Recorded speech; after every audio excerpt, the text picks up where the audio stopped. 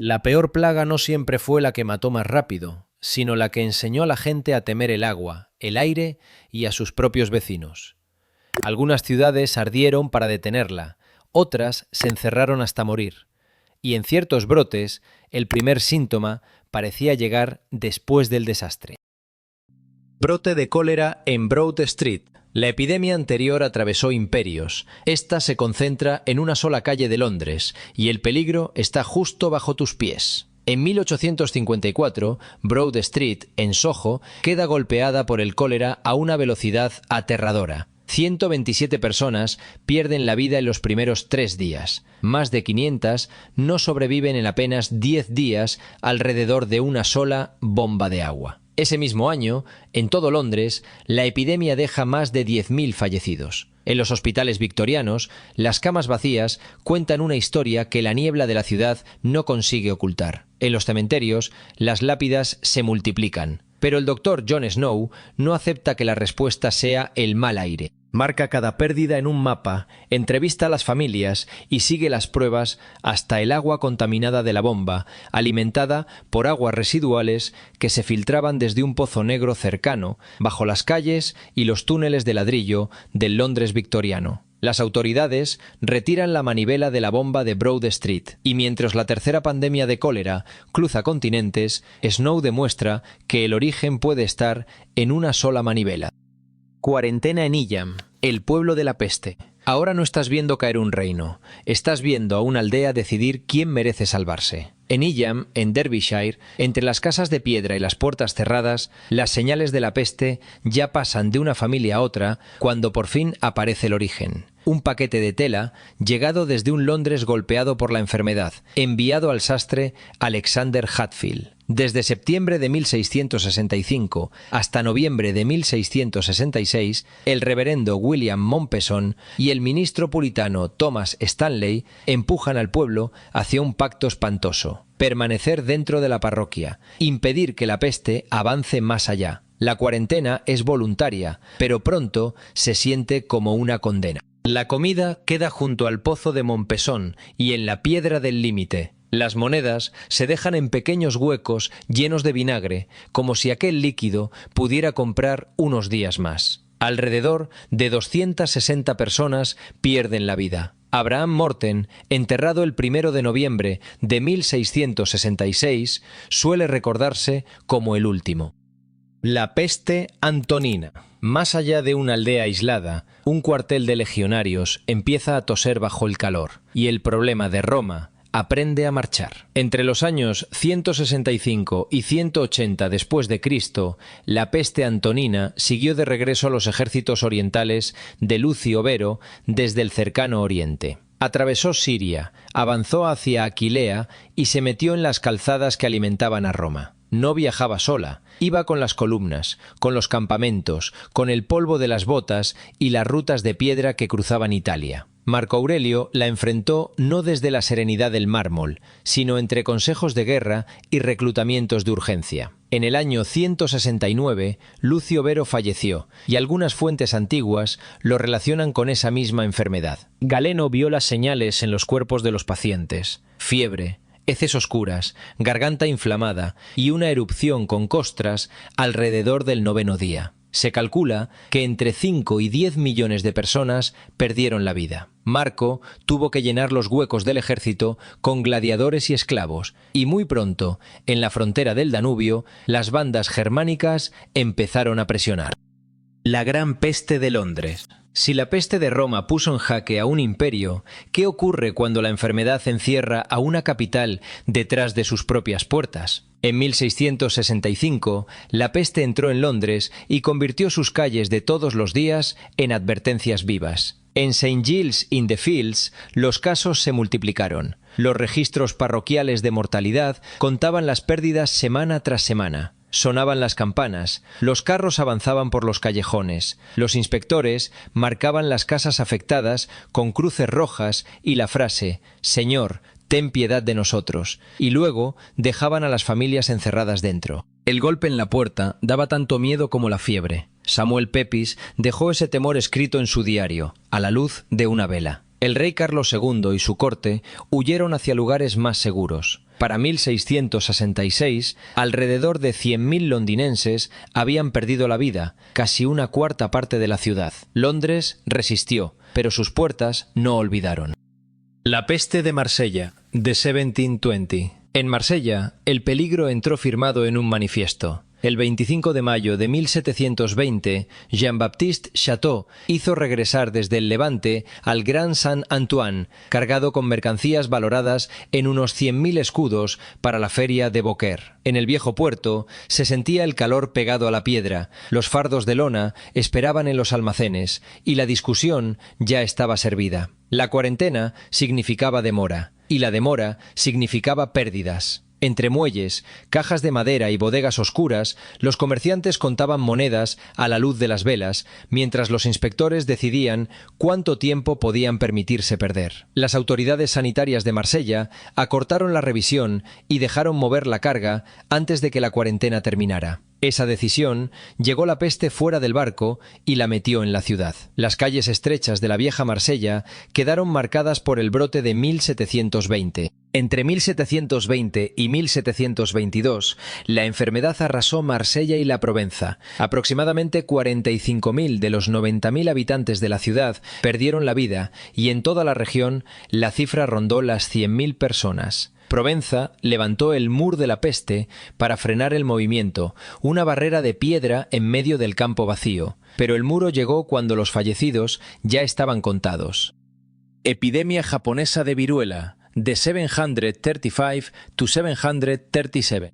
En el año 737, la corte de Nara ya contaba sus pérdidas entre los más poderosos. La viruela, provocada por el virus variola, había llegado 2 años antes y se había extendido por los centros políticos y religiosos de Japón. Si servías en la corte, veías cómo los rangos quedaban vacíos, cómo se paralizaba el trabajo de los impuestos y cómo el ritual se convertía en política de Estado. En los salones del antiguo palacio, entre corredores silenciosos, asientos sin ocupar y ceremonias dirigidas por monjes budistas, el poder empezaba a tambalearse. El influyente clan Fujiwara perdió a sus 4 hermanos principales, Fujiwara no Muchimaro, Fusasaki, Umakai y Maro. Su ausencia rompió el dominio que la familia ejercía sobre el gobierno. En todo Japón, cerca de 1 millón de personas pudieron perder la vida, quizá entre el 25 y el 35% de la población. La respuesta de la corte fue llevar el budismo a una escala nacional. Se aceleró la construcción de Todaiji y del Gran Buda de Nara, como si el imperio buscara protección en piedra, bronce y ceremonia. Cuando la fiebre por fin pasó, el poder mismo ya había cambiado de manos.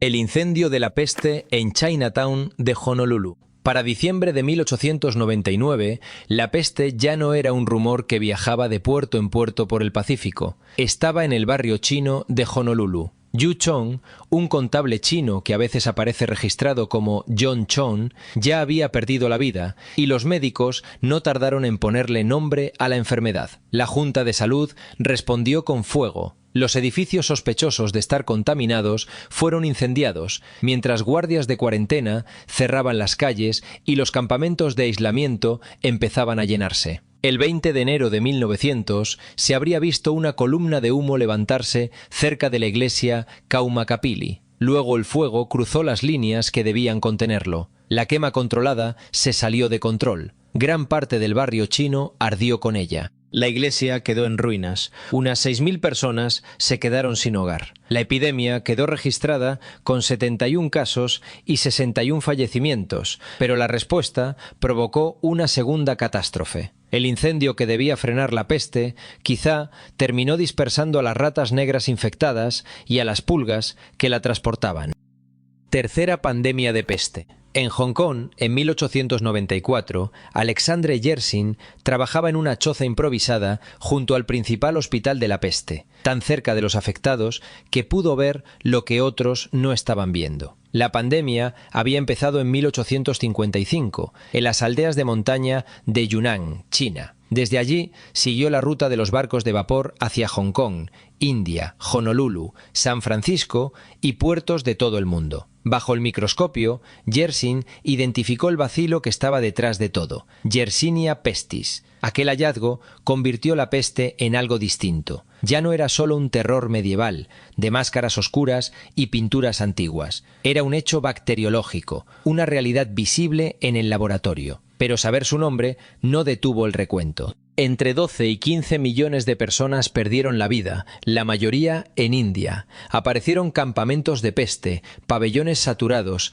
mascarillas en las salas, barcos fumigados en los puertos, banderas de cuarentena, campañas para capturar ratas y barrios chinos cerrados bajo sospecha. Solo en San Francisco, los casos confirmados llegaron a 280. La siguiente peste viajaría en el aliento. Pandemia de gripe de 1918. En un barco militar atestado de soldados, una sola tos podía iniciar una cadena que terminaba en una tumba. Entre 1918 y 1920, la influenza AH1N1 viajó por las rutas de la guerra, cruzó océanos en transportes de tropas y estalló en cuarteles, hospitales y ciudades saturadas. Los CDC estiman al menos 50 millones de pérdidas humanas en todo el mundo, incluidas unas 675.000 en Estados Unidos. El patrón dejó desconcertados a los médicos. En lugar de afectar sobre todo a bebés y ancianos, como era habitual, la curva tomó forma de W, con adultos de 20 a 40 años perdiendo la vida a ritmos anómalos. En Filadelfia, las autoridades permitieron el desfile del Liberty Loan el 28 de septiembre de 1918. En cuestión de días, los hospitales quedaron desbordados. En cuestión de semanas, miles ya no sobrevivían. En las calles se veían mascarillas de gasa, armerías convertidas en salas de emergencia llenas de camas y ataúdes esperando frente a las funerarias. La guerra terminó. El virus siguió avanzando. Epidemia de viruela de 1520 en Tenochtitlán. Si el último virus dejó atrás a los ejércitos, ¿qué ocurre cuando uno nuevo llega a un imperio justo cuando sus enemigos lo están cercando? Hacia 1520, el virus de la viruela se metió de lleno en la conquista española de México y golpeó al imperio azteca, sobre todo a Tenochtitlán, la capital insular del lago de Texcoco, donde hoy se extiende la Ciudad de México. Avanzó por casas sin defensas contra la enfermedad, dejando familias enteras postradas, sin nadie con fuerzas para traer agua. Mientras tanto, las calzadas se convertían en líneas de vida militares y también en trampas. La cifra exacta sigue siendo incierta, pero las estimaciones más comunes hablan de millones, y algunas listas calculan entre 5 y 8 millones de vidas perdidas en todo México. La crisis alcanzó incluso al trono. Cuitláhuac, sucesor de Moctezuma II, habría fallecido a causa de la viruela. Hernán Cortés aprovechó la fractura. Aquí, la enfermedad no solo siguió a la conquista, ayudó a abrir las puertas, y la próxima sombra cubrirá continentes. Peste negra. Después de una peste, la siguiente catástrofe llega con la marea. En Mesina, Sicilia, en 1347, barcos mercantes procedentes de puertos genoveses entran en la bahía con tripulaciones enfermas, ratas agonizantes y pulgas portadoras de Yersinia pestis. Huele a podredumbre los almacenes, los barriles se descargan en la oscuridad y nadie entiende del todo el peligro hasta que la fiebre ya avanza de calle en calle, por una ciudad que empieza a quedarse vacía al caer la noche. Detrás de esa historia aparece Cafa, en Crimea, protegida por sus murallas junto a Feodosia, ligada a un relato de asedio en el que cuerpos infectados habrían sido lanzados por encima de la fortaleza. Aun así, los historiadores todavía discuten cuánto hay de cierto en esos detalles. Desde Crimea y desde los puertos abarrotados del Mediterráneo, la peste negra se extiende por Europa, el norte de África, Oriente Medio y Asia Central hasta 1353. Europa pierde a más de 50 millones de personas. Las estimaciones más amplias suben de 75 a 200 millones. En Lübeck, la Totentanz deja el veredicto final. Todos los rangos, del más humilde al más poderoso, arrastrados a la misma procesión. Epidemias de cocoliztli. En México, el cocoliztli casi borró un mundo entero, y hasta hoy no sabemos con certeza qué lo provocó. Lejos de la marcha helada que arrasaba Europa, el aire de las tierras altas mexicanas se volvía caliente, polvoriento, cargado de miedo. En la Nueva España, sobre todo en el centro de México, aquella palabra náhuatl, cocoliztli, significaba pestilencia, y golpeó a los pueblos indígenas por oleadas, entre aldeas sofocadas por el calor seco, ruinas antiguas y caminos cubiertos de polvo. La primera gran catástrofe ocurrió entre 1545 y 1548. Después llegó otra, entre 1576 y 1578, aunque algunos registros la extienden hasta 1580. Investigaciones asociadas a los Centros para el Control y la Prevención de Enfermedades calculan que en la primera oleada perdieron la vida entre 5 y 15 millones de personas. En algunas zonas afectadas, quizá hasta el 80% de las poblaciones originarias